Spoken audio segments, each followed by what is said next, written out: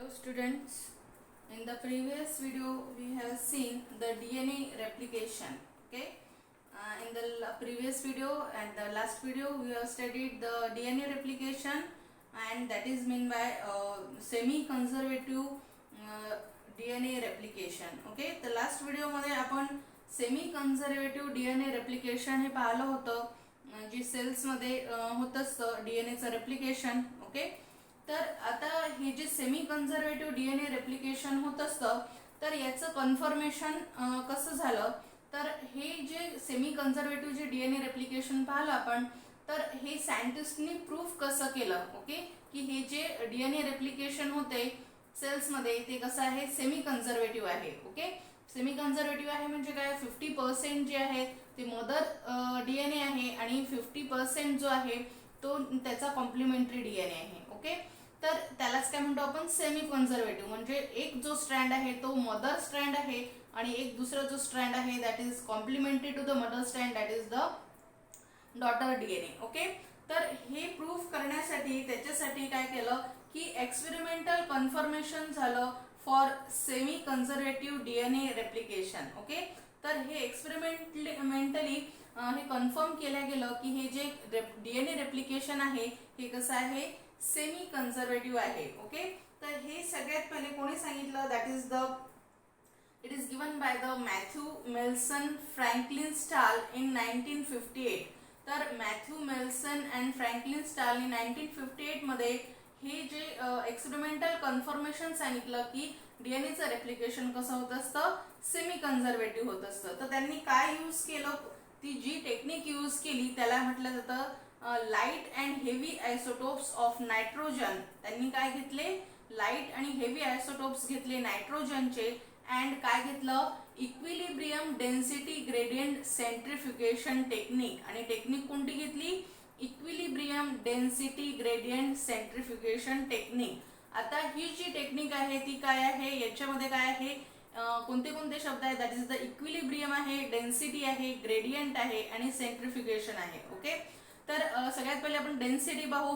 तर डेन्सिटी म्हणजे काय असतं की ज्या डेन्सिटी, आता समजा एक्झाम्पल द्यायचं झालं तर वॉटरमध्ये कोणतीही वस्तू जी आहे ती पाण्यात का बुडते, ओके, किंवा त्याच्यावर का तरंगते. ओके, तर त्यालाच काय म्हटलं जातं, डेन्सिटी म्हटलं जातं. आता ती जी वस्तू आहे ती पाण्यात का बुडते, कारण की त्याची डेन्सिटी पाण्याच्या डेन्सिटीपेक्षा हेवी असते, म्हणून ती काय जाते, पाण्याच्या खाली जाते. ओके, जर इक्वल असेल, ओके, ती जी डेन्सिटी आहे ती इक्वल असेल तर काय होईल की अर्धी वर राहील अर्धी खाली राहील, अशी इक्विलिब्रियम.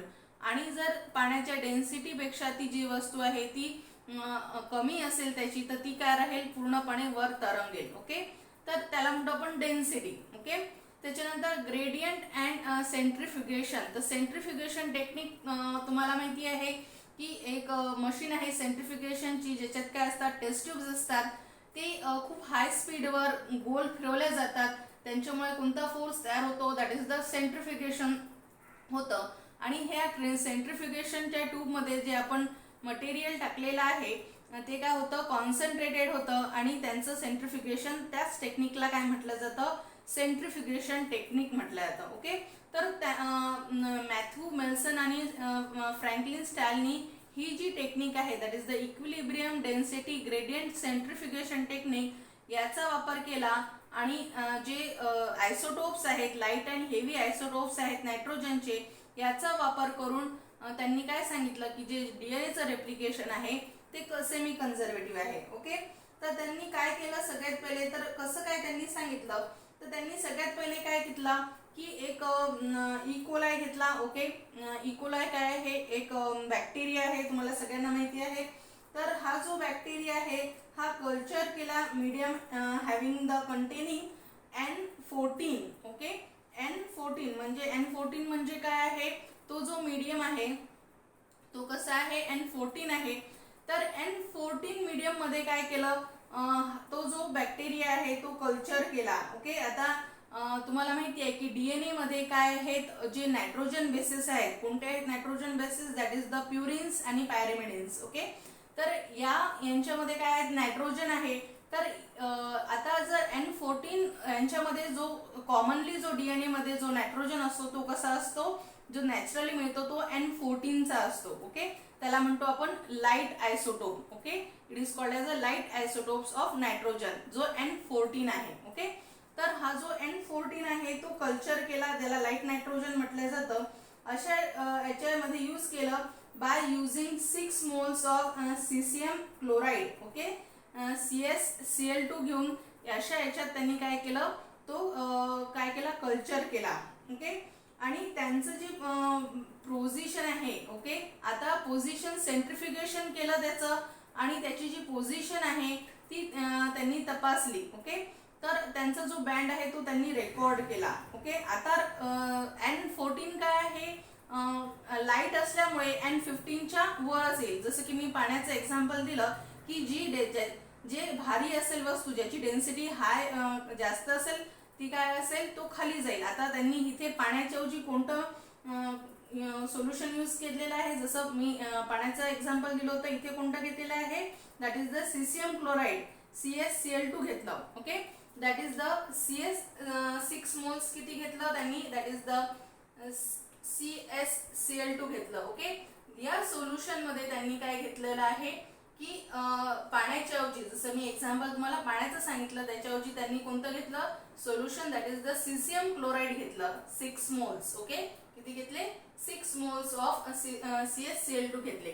याच्यामध्ये त्यांनी काय टाकलं, जो आता मी सांगितलं, जो लाईट जो आयसोटोप आहे नायट्रोजनचा N14. ओके, N14 हा जो आयसोटोप आहे तो त्याचं जे सेंट्रिफ्युगेशन ग्रेडियंट सेंट्रिफ्युगेशन टेक्निक वापरली, आणि त्याचा जो बँड आहे, ओके, जो बँड येतो, ओके, इथे असा येतो तो, तर हा जो N14 आहे, आता हा काय आहे, लाईट आयसोटोप असल्यामुळे याचा बँड कुठे येईल, म्हणजे जसं मी सांगितलं ते कसं येईल, जी डेन्सिटी कमी असेल तर तो कुठे येईल, वर येईल. ओके, दिस इज वर येईल इथे.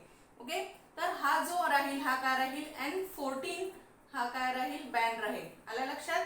तर आणि हा लाईट आयसोटोप असल्यामुळे, okay, this is the light isotope असल्यामुळे हा तिथे काय दिसेल आपल्याला, याचा बँड काय राहील, सीसीएम क्लोराईडच्या वर राहील. ओके, म्हणजे वरच्या बाजूला राहील. आलं लक्षात.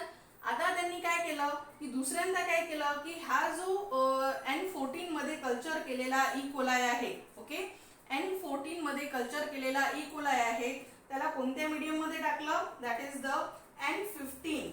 ओके, N15 हा काय आहे, हेवी आयसोटोप आहे. हा काय आहे, हेवी आयसोटोप आहे. या कल्चर मीडियम मध्ये, म्हणजे N15 कल्चर मीडियम मध्ये हा जो इकोलाय आहे हा टाकला, जो कुठे कल्चर केलेला आहे, N14 मध्ये केलेला आहे. ओके, तर N14 मधला जो इकोलाय आहे तो N15 कल्चर मीडियम मध्ये त्यांनी ठेवला. ओके, तर त्याच्यानंतर त्याला काय केलं की त्याला रेप्लिकेट होऊ दिलं for the several generations. Okay, त्याच्यासाठी काय केलं त्यांनी की खूप सारे त्यांनी सेव्हरल जनरेशन्स पर्यंत काय केलं त्यांनी की त्याचं रेप्लिकेशन होऊ दिलं. ओके, तर रेप्लिकेशन इकोलायचं व्हेरी फास्ट होतं, तर 20 मिनिट्स मध्ये खूप सारे रेप्लिकेशन्स तिथे त्यांना झालेले दिसतात. ओके, तर इथे काय दिसलं त्यांना, आता त्यांनी काय घेतलं की हा जो N15 वाला आयसोटोप आहे, ज्याला आपण हेवी आयसोटोप म्हणतोय, कारण की 14 पेक्षा 15 काय आहे, हेवी आहे. तर आता जसं मी सांगितलं, सीसीएम क्लोराईड मध्ये त्यांनी काय घेतला, N15 घेतला. ओके, N15 हा जो इकोलाय आहे याचा DNA एक्सट्रॅक्ट केला आणि त्याचा बँड घेतला, आणि त्याचा बँड त्यांना कुठे दिसला, हा हेवी असल्यामुळे. ओके, याच्यामध्ये दोन्ही स्ट्रँड कशी आहेत, जसं की हा जो DNA आहे हा कसा आहे, N15 मधला आहे, तर याचे दोन्ही जे स्ट्रँड आहेत ते कसे आहेत, N15 असे आहेत. ओके, तर याचं जे त्यांना बँड दिसला हा कुठे दिसला, खालच्या साईडला दिसला. जसं मी सांगितलं की डेन्सिटी याची जास्त असल्यामुळे, हेवी असल्यामुळे याचा बँड कुठे दिसला त्यांना, खालच्या साईडला दिसला. आल्या लक्षात. तर आणि N14चा वरच्या साईडला बँड दिसला. तर हा जो DNA आहे हा कम्प्लिटली कसा आहे, दोन्ही जे स्ट्रँड आहे याचे N15 एवढे याचे स्ट्रँड बनलेले आहेत, म्हणजे दोन्ही स्ट्रँड मध्ये जे नायट्रोजन बेसिस आहेत त्यांच्यामधला जो नायट्रोजन आहे तो कसा आहे, हेवी आयसोटोप्स मधला आहे. ओके, आता त्यांनी हे रेकॉर्ड केलं, N14चा केलं, त्याच्यानंतर N15चा केलं. त्याच्यानंतर काय केलं त्यांनी की हा जो N15 वाला जो आहे तो N15 वाला जो ई कोलाय आहे हा ई कोलाय काढला आणि कोणत्या मीडियम मध्ये टाकला, ज्याच्यामध्ये N15 नायट्रोजन आहे हा वाला ई कोलाय काढून त्यांनी कोणत्या मीडियम मध्ये टाकला, दॅट इज द N14 या मीडियम मध्ये टाकला. ओके, आलं लक्षात. तर N15 मधून काढलेला ई कोलाय कोणत्या मीडियम मध्ये टाकला, त्यांनी N14 या मीडियम मध्ये टाकला. आता काय झालं, त्याच्यानंतर त्यांनी काय झालं की ती पहिली जनरेशन होऊ दिली. ओके, म्हणजे काही त्याच्यात जनरेशन होऊ दिले काही 20 मिनिटापर्यंत.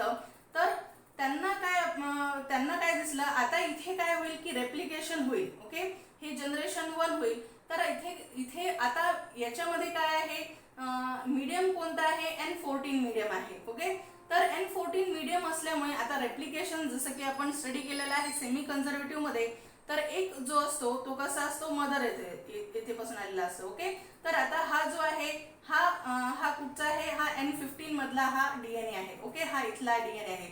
याला कोणतं सराउंडिंग भेटलं, N14 मीडियम भेटलं. ओके, तर आता इथे काय झालं की रेप्लिकेशन होताना एक स्ट्रँड वेगळा झाला. ब्ल्यू स्ट्रँड जे आहेत हे कोणते आहेत, N15 वाले आहेत. ओके, हे दोन्ही स्ट्रँड वेगवेगळे झाले. ओके, आता याच्या कॉम्प्लिमेंटरी दुसरा स्ट्रँड तयार होणार आहे, जसं आपण सेमी कन्झर्वेटिव्ह मागच्या प्रिव्हियस व्हिडिओ मध्ये स्टडी केलेला आहे. तर आता ही काय राहिली, जनरेशन 1 झाली.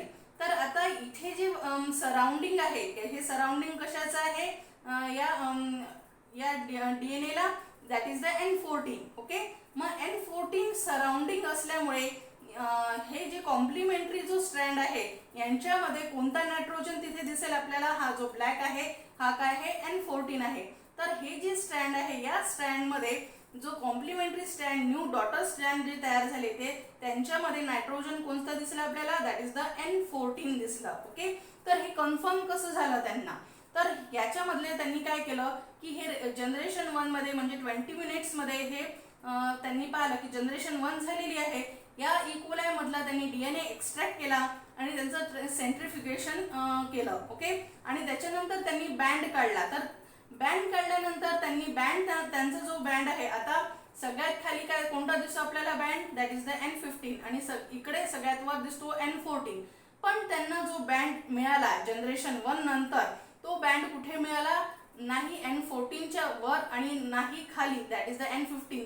हा जो बँड मिळाला त्यांना कुठे मिळाला, मध्यात मिळाला. ओके, म्हणजे मिडल मध्ये मिळाला. जो बँड जो मिळाला त्या डीएनएचा, या डीएनएचा हा जो बँड मिळाला हा कुठे मिळाला, त्यांना मध्यात मिळाला. म्हणून त्यांनी याला काय नाव दिलं, that is the hybrid. It is called as म्हणून त्यांना काय नाव दिलं, हायब्रिड नाव दिलं. आता हायब्रिड का नाव दिलं, कारण की एक जो स्ट्रँड आहे याच्यामधला हा टोटली कोणता आहे, N14 आहे आणि एक जो स्ट्रँड आहे हा कोणता आहे, N15 आहे. आल्या लक्षात. म्हणून इथे आता एक जे कन्फर्मेशन झालं सायंटिस्टला, मेल्सन आणि स्टॅलला, की जे रेप्लिकेशन आहे डीएनएचं हे कसं आहे, सेमी कन्झर्वेटिव्ह आहे. कारण की त्यांना कोणता बँड मिळाला, हायब्रिड बँड मिळाला. नाही कोणता N14 वाला इथलाही नाही मिळाला आणि N15 वाला म्हणजे इथे पण सुद्धा बँड नाही मिळाला. तर बँड कुठे मिळाला, या दोघांच्या मध्यात मिळाला, म्हणून त्यांना हायब्रिड म्हटलं झालं. ओके, असं हे जनरेशन 1 मध्ये झालं. तर हे त्यांनी कन्फर्म केलं की हे सेमी कन्झर्वेटिव्ह जी रेप्लिकेशन आहे ती याच्यात आहे. ओके, आता त्याच्यानंतर त्यांनी अजून त्यांनी जनरेशन 2 घेतली. आता जनरेशन 2 म्हणजे 40 मिनिट्स अजून होऊ दिले. तर याच्यामधले हे जे दोन जे डीएनए आहेत, ओके, म्हणजे आता हे जे दोन सेल्स आहेत, ओके, तर हे दोन सेल्स पुन्हा त्यांनी घेतले जे काय आहेत, हायब्रिड आहेत. ओके, आताच मी सांगितलं कसे आहेत, हायब्रिड आहेत. आता हे हायब्रिड वाले जे दोन्ही आहेत हे सेल्स त्यांनी पुन्हा कशात टाकले, that is the N14 medium मध्येच टाकले. ओके, म्हणजे त्यांना पुन्हा काय मिळालं, N14 हेच मीडियम मिळालं. तर आता N14 मीडियम मिळाल्यानंतर आता काय कसं झालं ते, जसं की आपण सेमी कन्झर्वेटिव्ह मध्ये पाहतो की याच्यातले काय दिसतात, हा स्ट्रँड वेगळा झाला आणि हा स्ट्रँड वेगळा झाला. ओके, म्हणजे एक ब्ल्यू स्ट्रँड आणि एक ब्लॅक स्ट्रँड असं हे झालं. त्याच्यानंतर पुन्हा याच्यामधून पण एक ब्ल्यू स्ट्रँड आणि एक ब्लॅक स्ट्रँड मिळाला. ओके, आणि त्याच्या कॉम्प्लिमेंटरी, आता कॉम्प्लिमेंटरी म्हणजे कोणतं की आता त्याला सराउंडिंग काय मिळालेली आहे, फक्त N14. ओके, N14 याच नायट्रोजनची मिळाले असल्यामुळे म्हणजे ब्लॅक कलरचे जे कॉम्प्लिमेंटरी स्ट्रँड आहेत ते चारही याच्यात आले. ओके, या चारही याच्यात आले म्हणून आपल्याला काय दिसलं की एक जो बँड आहे तो कसा आहे, दॅट इज द N14 आणि N15 आहे. ओके, म्हणजे एक ब्ल्यू आहे आणि एक ब्लॅक आहे आणि दोन जे स्ट्रँड आहेत हे टोटली काय आहेत, दॅट इज द कोणते वाले आहेत, N14 बँडवाले आहेत. ओके, आणि एक पुन्हा कसा मिळाला त्यांना, एक ब्ल्यू आणि एक ब्लॅक मिळाला. म्हणजे काय की एक जो स्टँड आहे तर यांना इथे दोन जे बँड मिळाले जनरेशन 2 नंतर. एक जनरेशन जो हायब्रिडचा आहे दॅट इज द मध्ये एक N14 आणि N15 हायब्रिड मिळालं आणि एक जो लाईट आहे म्हणजे जिथे काय आहे दोन्ही जे हे आहेत लाईट आयसोटोप्स आहेत नायट्रोजनचे, हा एक बँड मिळाला. ओके, म्हणजे काय आहे की हे कन्फर्म झालं की जनरेशन 2 नंतर सुद्धा की हे जे डीएनए रेप्लिकेशन आहे हे कसं आहे, that is the semi conservative. कारण की इथे जर सेमी कन्झर्वेटिव्ह जर नसेल तर इथे हा जो बँड आहे N14 आणि N14 वाला हा जो लाईट बँड आहे जो मी सगळ्यात सुरुवातीला सांगितला तो जो सगळ्यात वर होता तो बँड इथे मिळालेला आहे. तर तो जो बँड आहे हा जनरेशन सेकंड मध्ये मिळालाच नसता. ओके, जर सेमी कन्झर्वेटिव्ह रेप्लिकेशन असतं तर हा जो बँड आहे हा मिळालाच नसता. हा फक्त कोणता बँड मिळाला असता, हायब्रिड बँडच मिळाला असता. ओके, जर सेमी कन्झर्वेटिव्ह डीएनए रेप्लिकेशन नसतं. पण हे सेमी कन्झर्वेटिव्ह रेप्लिकेशन असल्यामुळे इथे काय मिळत आहे, दोन बँड्स मिळत आहेत जनरेशन 2 नंतर. दॅट इज द एक बँड कोणता आहे म्हणजे एक जो डीएनए आहे त्याच्यामधला एक स्ट्रँड कसा आहे N14 बनलेला आहे आणि एक स्ट्रँड N15 बनलेला आहे. तर एक जो दुसरा जो डीएनए आहे तो कसा आहे, दॅट इज द N14 आणि N14 आहे. ओके, तर N14 मध्ये दोन्ही स्ट्रँड मिळालेले आहेत कारण की सराउंडिंग काय आहे, मीडियम कोणतं दिलेलं आहे आपण, N14 हे मीडियम दिलेलं आहे. आलं लक्षात. तर यांनीच काय सांगितलं त्यांनी की हे जे पोझिशन आहे बँडची जेव्हा टू जनरेशननी हे क्लिअरली प्रूफ केलं की डीएनएचं रेप्लिकेशन हे कसं आहे, सेमी कन्झर्वेटिव्ह आहे. ओके, आलं लक्षात. हे सेमी कन्झर्वेटिव्ह असं हे डीएनएचं रेप्लिकेशन आहे. हे मॅथ्यू मेल्सन आणि स्टार्ली 1958 मध्ये हे जे युजिंग लाईट आणि हेवी नायट्रोजन आयसोटोप्स यूज करून आणि सेंट्रिफ्युगेशनची टेक्निक यूज करून त्यांनी हे जे डीएनएचं रेप्लिकेशन आहे हे सेमी कन्झर्वेटिव्ह आहे हे कन्फर्म केलं. Okay, thank you.